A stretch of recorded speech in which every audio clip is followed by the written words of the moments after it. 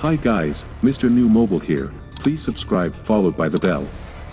So, we expect the S23 series to diverge between models, it's the designs, just like last year, we expect to see very few changes between generations, though the two smaller models, a term we're using loosely, will likely take some inspiration from their big brother. For the Galaxy S23 and S23 Plus, Samsung is taking some design cues from last year's S22 Ultra.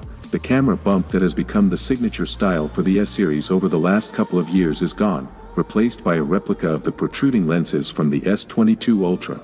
It's a bummer to see that design disappear, as it was one of Samsung's best in years, although it makes sense to unite all three phones around a similar look. It sounds like the S23 will come in the usual colors you'd expect, with one notable exception.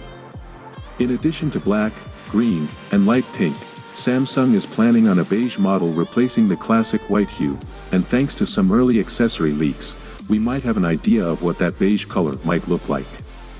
It's an odd selection for a smartphone, but we'll withhold final judgment until we see actual renders. Regardless of colors, it's clear that anyone hoping for a total redesign in 2023 is out of luck. Despite being the most powerful of the three phones, the Galaxy S23 Ultra's design is also the most similar to its predecessor. Early renders show the S23 Ultra looks nearly unchanged, right down to its unique camera lineup on the back. Unlike with the design of these phones, Samsung keeps its internal specs pretty consistent throughout all models. There's been a surprising amount of noise around the chipset, something that, in theory at least, shouldn't be too complicated. Usually, Samsung relies on Qualcomm's latest flagship processor throughout much of the world, with an ever-shrinking group of regions getting an in-house Exynos chip. Although reports suggest Samsung wants to start relying on its own silicon again, it doesn't sound like that's the case this year. Early S23 rumors indicated the company would stick with Qualcomm, in this case, the Snapdragon 8 Gen 2, potentially for all markets, a theory that gained credence when the two brands extended their partnership this past summer.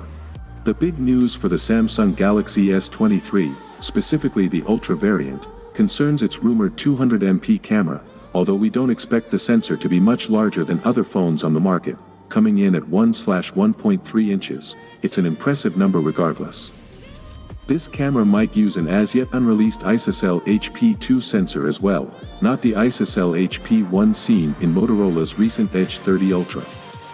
Expect to see improved nighttime performance in both photo and video capture. Meanwhile, it sounds like the S23 and S23 Plus will keep the 10MP telephoto lens from last year's model. Considering the camera modules on both phones look identical, we aren't too surprised to see some consistency between generations. With machine learning and software optimizations nearly as important to photo performance these days as actual hardware, expect plenty of improvements regardless of how familiar the physical sensors are. That is it guys, without being said, let me know your thought in the comment below, and if you are new here please subscribe, like the video, comment. Thanks for watching, see you on my next video, peace out.